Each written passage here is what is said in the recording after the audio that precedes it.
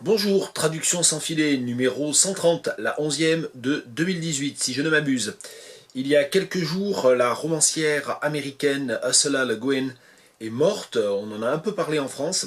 Il se trouve que, alors que ça fait des années et des années que j'en entends beaucoup parler, que j'en entends dire beaucoup de bien, je n'ai toujours pas lu de Ursula Le Guin. Ce sera malheureusement une triste mais nécessaire occasion d'essayer de rattraper ce retard.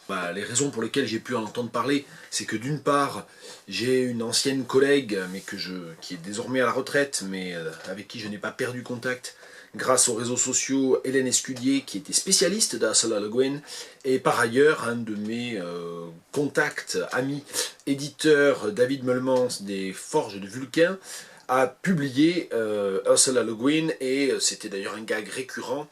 Chaque début octobre, il publiait un grand nombre de textes sur Ursula Le Guin en annonçant la remise du prix Nobel à Ursula Le Guin. Bon, elle n'aura jamais eu le prix Nobel, mais peut-être, je ne peux pas le dire parce que je n'en ai pas lu, mais peut-être le méritait-elle, je n'en doute pas d'ailleurs. Je suis tombé il y a donc quelques jours, juste après sa mort, sur une photo représentant en fait une lettre d'Ursula Le Guin à un éditeur.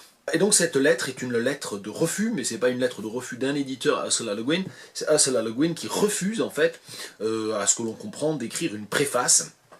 Et à ce que l'on comprend aussi, donc j'ai aucun contexte, c'est sans doute pour un numéro de revue ou le début d'une série d'anthologie, probablement de science-fiction. Dear Mr. Ratchevich, I can imagine myself blurbing a book in which Brian Aldiss predictably sneers at my work, because then I could preen myself on my magnanimity. But I cannot imagine myself blurbing a book, the first of a new series and hence presumably exemplary of the series, which not only contains no writing by women, but the tone of which is so self-contentedly, exclusively male, like a club or a locker room. That would not be magnanimity, but foolishness. Gentlemen, I just don't belong here. Yours truly, Ursula K. Le Guin.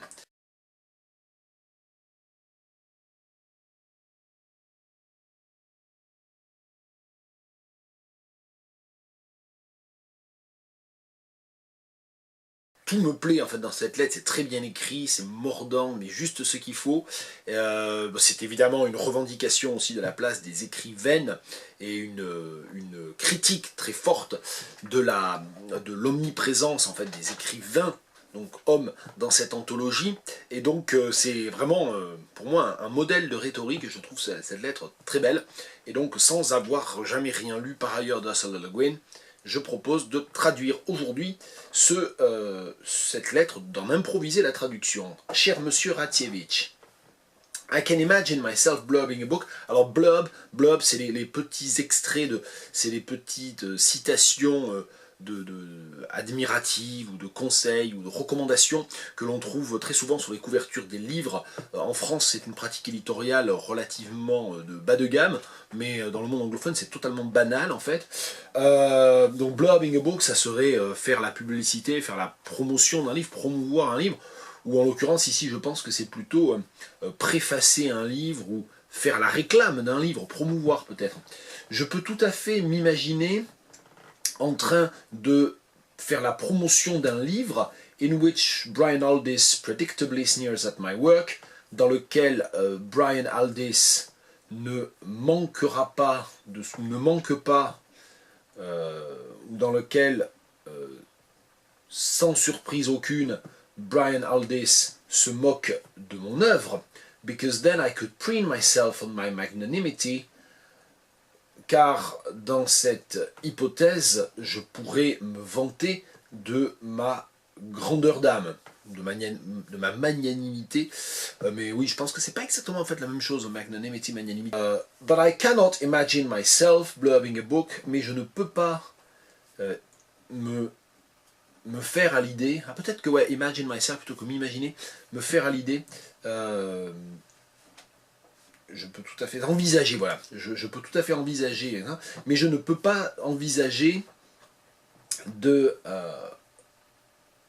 d'écrire une préface pour un livre ou de promouvoir un livre qui qui est le premier, pardon, The First of a New Series, qui est le premier d'une nouvelle série, d'une nouvelle collection, and hence presumably exemplary of the series, et certainement représentatif de cette série, which not only contains no writing by women, et qui non seulement ne contient aucun texte d'une femme, but the tone of which is so self-contentedly, exclusively made like a club of a locker room, mais dont le ton est aussi, comment dire,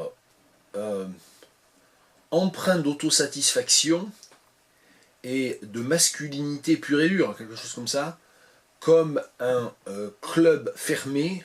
Club, c'est ce qui est sous-entendu, c'est un male club, c'est l'époque où les clubs étaient, où il y avait des clubs de gentlemen fermés, dont les femmes étaient exclues, hein. Comme un club fermé, un locker room ou un vestiaire.